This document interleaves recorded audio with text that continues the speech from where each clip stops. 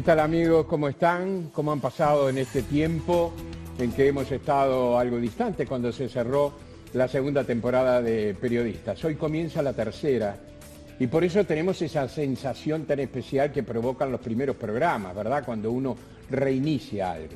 Retomar el contacto con ustedes es para todo el equipo, incluida la gente que no sale en pantalla, una satisfacción. Y es una satisfacción también presentarles alguna novedad que traemos ya de primera para darles a ustedes, enterarles a ustedes. Está con nosotros una nueva compañera, Magdalena Prado, Maggie Prado, alguien que seguramente muchos de ustedes conocen porque tiene experiencia en los medios y ha mostrado mucha solvencia en su trabajo. Bienvenida, Maggie. ¿Cómo están? Muy buenas noches para todos. Un placer para mí integrarme a esta mesaza con tremendos colegas. Muchas gracias, un gustazo. No, gracias a ti por confiar en nosotros también. Señores, tenemos una jornada intensísima, por eso vamos a ser muy rápidos en todo lo que hagamos en lo previo de cada una de las intervenciones de nuestros compañeros. La bienvenida para Alfonso Leza. Un gustazo estar de vuelta y además quiero dar un saludo especial a Maggie, porque además de todo de su carrera y todo de su hija, también que fue un gran periodista, hicimos muchas cosas juntos, que era Matías Prado, muy querido. Muchas gracias, gracias por ese mimo. Es doble. Muy lindo para mí, muy lindo para mí. Como Playa Verde, pero bueno, no nos vamos a entender. Nota central, una de las principales notas de la noche: ministro de Trabajo y Seguridad Social, líder del Partido Independiente, Pablo Mieres. Hay mucho que hablar. Mucho de la coalición y mucho de su ministerio. Diego Sass. Bien, vamos. Buenas noches, primero que nada. Buenas noches, Maggie también. Un placer esta incorporación.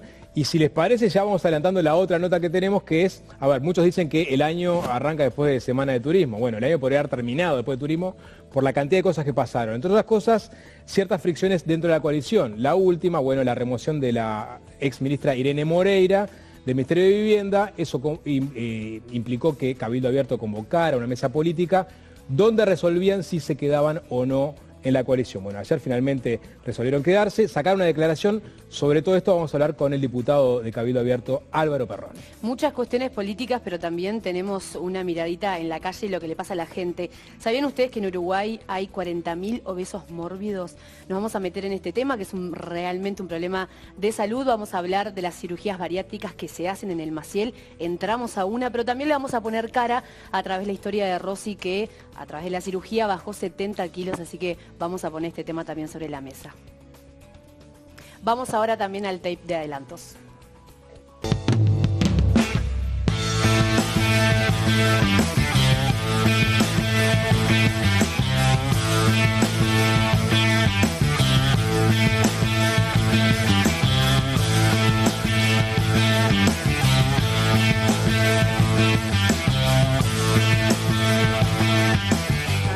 Había un momento que no quería salir y eso no.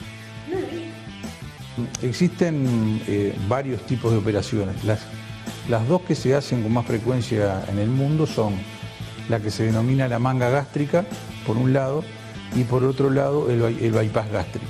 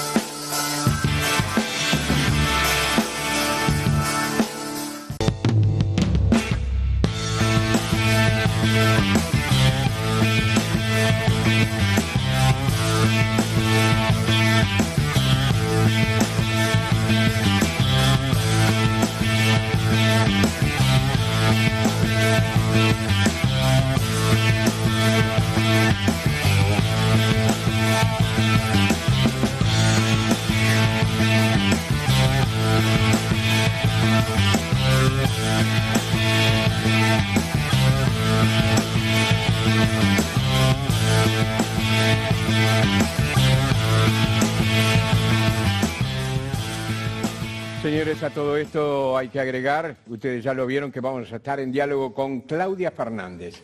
Está con nosotros el ministro de Trabajo y Seguridad Social, el líder del Partido Independiente, Pablo Mieres. ¿Qué tal, Pablo? ¿Qué tal, Jorge? Un saludo a toda la mesa y, bueno, los mejores deseos de éxito en esta nueva temporada. Gracias. Bienvenido. Encantado. Como tú estabas allí, seguramente lo escuchaste, tenemos una noche de contenidos realmente muy musculosa y por lo tanto vamos a ir de una a los platos calientes. ¿Se debilitó o se potenció la coalición con todo lo que ha pasado? La pregunta tiene una respuesta casi obvia. Seguramente me vas a decir que se potenció. En ese caso, ¿por qué? No, a ver, yo creo que simplemente superó una circunstancia compleja y demostró que tiene capacidad para seguir adelante. Ese me parece que es la respuesta. Creo que también demostró un presidente que plantea con claridad los asuntos cuando entiende que hay algún problema y creo que también eso demostró que independientemente de la conflictividad que generó ese planteo, definitivamente terminó predominando y manteniéndose la coalición para adelante. Sí. Usted tuvo... ¿Te convenció la respuesta de Mieres? ¿Te convenció la respuesta de Mieres? Vamos a hacer un análisis sobre el tema al final, Bien, del programa. Bien. Pero yo creo que hay algo de eso.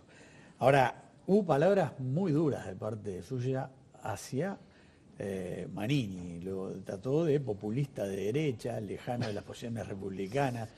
Perdón, a ver, una precisión. Sí. Fue en el marco de una definición de distancias ideológicas, no de Manini, sino del partido. Sí. El Partido Independiente es un partido socialdemócrata de centroizquierda.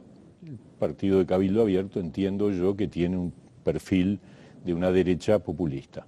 Eso es lo que dije y sigo pensándolo así. ¿Alejado de las ideas republicanas también, no? No, yo dije que podía tener cierta distancia con algunas definiciones republicanas, pero obviamente el populismo en general, populismo como concepción política, tiene algunas distancias con respecto a las reglas de juego de republicanas. ¿Tiene una mala relación con Manini por esto? No, poca, eso sí. Poca relación, quizás por el hecho de que él está en el Parlamento, yo estoy en el Poder Ejecutivo y no existen muchas oportunidades de intercambio, pero no. Simplemente en este episodio yo opiné lo que me parecía que había que expresar. Desde nuestro punto de vista, la reacción que existió el viernes pasado con respecto a una decisión de solicitud de renuncia vinculada a un hecho que no tenía respaldo jurídico, desde el punto de vista de que no había norma que habilitara esa decisión, me sorprendió. Me sorprendió porque hubo un desafío el viernes a una decisión del presidente que es resorte de él. El presidente es el que define quiénes son los ministros y bueno, eso finalmente se subsanó. Hoy estamos en otras circunstancias. Me parece que eso es bueno para el país, me parece que está bien que se haya resuelto y se resolvió además sobre la base de la ratificación de una línea que al Partido Independiente le parece muy importante, que es cuando hay hechos vinculados con la gestión pública que no tienen el respaldo jurídico o que de alguna manera afectan ciertas reglas de juego, hubo una reacción desde el gobierno que me parece que es muy positiva. Lo que pasa, ministro, es que no solamente lo desafió, sino que también le marcó en público sus errores, dijo que dentro de la coalición lo están boicoteando a Cabildo Abierto, no fue solamente que desafió al presidente. ¿Qué piensa usted de ese discurso que realmente fue fuerte? Que en realidad hemos escuchado esas palabras, no solo el viernes, sino ayer nuevamente, y son palabras genéricas, porque el tema, ¿cuáles son los hechos? Los hechos muestran otra cosa, los hechos muestran que en este gobierno, en el que participamos distintos partidos, todos tienen su voz y su posibilidad de plantear las cosas. Voy a tomar como referencia algo que me refiere directamente a mí, porque es el tema de la reforma de la seguridad social. El partido Cabildo Abierto, igual que el Partido Colorado, que el Partido Independiente y que el Partido Nacional, planteamos muchísimas modificaciones a la reforma de la seguridad social, antes de llegar al Parlamento y después, durante la discusión parlamentaria.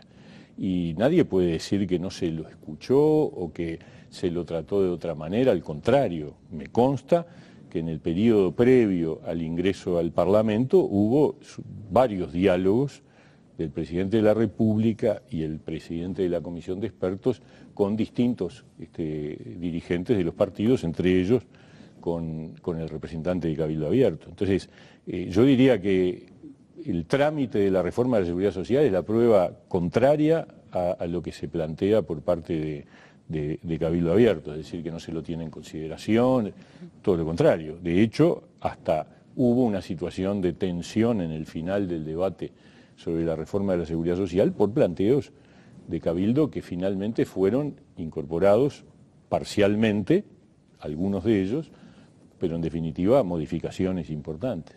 Retóricamente quizás las tensiones más importantes se han dado entre el Partido Independiente y Cabildo Abierto. Hay que remontarse a los inicios de este gobierno, incluso a la campaña, y en las últimas horas también, ¿no? ¿Por qué no decirlo? Vamos a tener al diputado Álvaro Perrone en un rato, pero es público que han tenido, digamos... Se va a quedar con el derecho de respuesta. Y de alguna forma, porque el propio Perrone, Mieres fue crítico, digamos, de las formas en que resolvió Moreira la asignación de esta vivienda y respaldó lo que hizo el presidente, y se le consultó al propio Perrone más temprano en Del Sol, y él, entre otras cosas, dijo que Mieres lo único que hace es repetir lo que dice el presidente y respaldarlo, y preguntó si analizó la documentación que utilizó Moreira para tomar esa decisión. Se ve que el diputado Perrone me conoce poco, porque sabe que yo estas cosas, bueno, hace mucho tiempo que hago política, capaz que ahí hay una pequeña diferencia, pero obviamente uno analiza, y la verdad, lo que presentaron como fundamento para tomar una decisión de asignación sin sorteo de una vivienda no tiene ningún respaldo jurídico. Pero eso no lo digo yo, lo ha dicho todo el mundo que analizó. Es una resolución del 2009 vinculada a un proyecto de las Naciones Unidas, no tiene nada que ver. No es un decreto, no es una ley. ¿Se entiende? Se entiende. O sea, como verán, sí. la respuesta es, por supuesto, que uno la analiza. atención, o sea, ¿cómo conviven ustedes con personas? Es mutuo, ¿no? Porque ambos han dicho muchas cosas duras y sin embargo están adentro de una coalición. Y bueno, la coalición es entre diferentes y yo creo que tenemos que respetarnos como diferentes y asumir que tenemos diferencias políticas, ideológicas.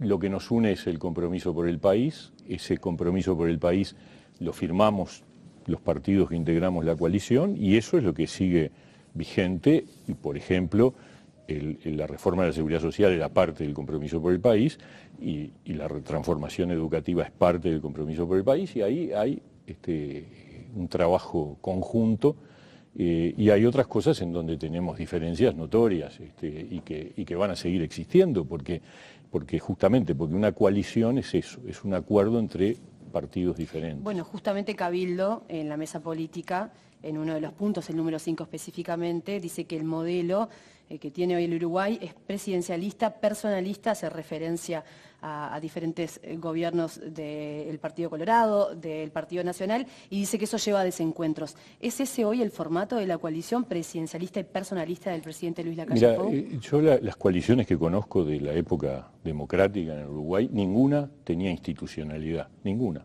Eran acuerdos entre el presidente y los líderes de los distintos partidos, igual que esta. No tiene ningún cambio. Es decir, cuando Sanguinetti gobernaba, en el segundo gobierno, que fue en acuerdo con Volonté como presidente del directorio del Partido Nacional, había un acuerdo entre los dos partidos que se negociaba entre Sanguinetti y el representante del Partido Nacional. Y lo mismo pasó con Jorge Valle en la época que gobernó con todo el Partido Nacional.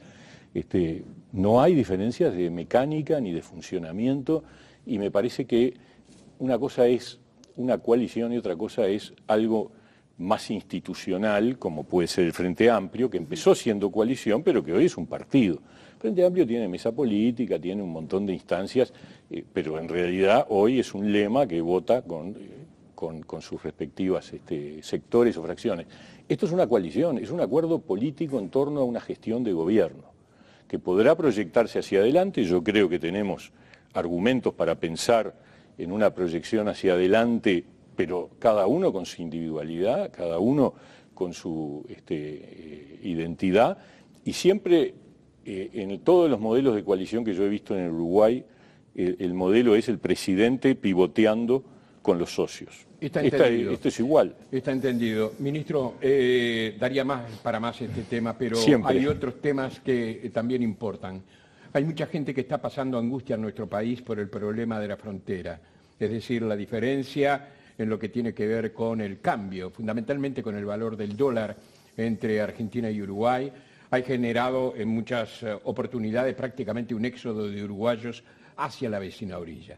Yo le decía que hay gente que está muy preocupada, sobre todo en el litoral, es una realidad que usted conoce.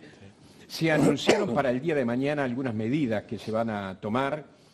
Sería bueno que de alguna manera supiéramos de pronto hasta dónde van a llegar esas medidas y algunas medidas concretas. Yo no puedo hoy adelantar nada al respecto, entre otras cosas, porque es un tema que está en la mesa de trabajo del Poder Ejecutivo. Sí participé de las reuniones que se han mantenido para la elaboración de esas medidas. Lo primero que hay que decir es que uno siente realmente una gran empatía y solidaridad con los ciudadanos que viven en la zona de frontera. Algunos más agudamente, el caso de Salto, por ejemplo. Sin duda. Estuve en Salto hace 2 semanas y media.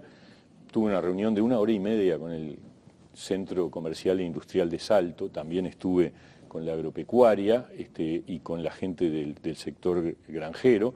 O sea que tuve oportunidad de conocer directamente, escuché un montón de propuestas que el Centro Comercial e Industrial nos trasladó, las trasladé, por supuesto, al Poder Ejecutivo, al resto del Poder Ejecutivo, para que fueran objeto de análisis. Y yo lo que puedo decir es que va a haber respuestas. Obviamente, también tengo que decir, porque además la propia gente de Salto, y recién estuve con el intendente de Río Negro y también tenía la misma impresión, por más medidas que tomemos, la desproporción entre la realidad de precios de Argentina con respecto a Uruguay es imposible de compensar en su totalidad, pero eso no significa que no tengas que tomar medidas, al contrario. No en todos los rubros, vestimenta y eso no tanto. No tanto, es verdad. Pero estamos hablando de comestibles, combustibles, medicamentos. Servicios del tipo peluquería también. Gente que se va a cortar el pelo a la vecina orilla. Es impresionante. Es decir, hay una situación que, bueno, con respecto a eso tenemos que dar respuestas, que va a ser larga, sabiendo que la compensación en medidas es imposible, porque cuando vos tenés una diferencia tan brutal, es muy... digamos, no hay medida que alcance, que sea razonable desde el punto de vista de una economía como la uruguaya que funciona con sus reglas de juego, ¿no? Claro, ¿verdad? Claro. Este es un año preelectoral y muchas veces se ha visto, bueno, al frente alineado con el PIT con el frente en algunas cosas, por ejemplo, la LUC. ¿Esperan una mayor conflictividad? ¿Cómo está ahí la conflictividad hoy, y si están con temor de que se desate por los tiempos? No, hay situaciones de conflicto, existen en este momento. Ustedes saben, hay un conflicto en Conaprole, por ejemplo, hay otro en el Supergas. ¿Pediría que salto el nivel de conflictividad, no? Yo diría que estamos en un momento capaz de acumulación de varios conflictos puntuales, pero que tienen importancia por su impacto en la vida cotidiana de la gente. Un conflicto en el Supergas, en este tiempo que justo empiezan los fríos, siempre es un problema.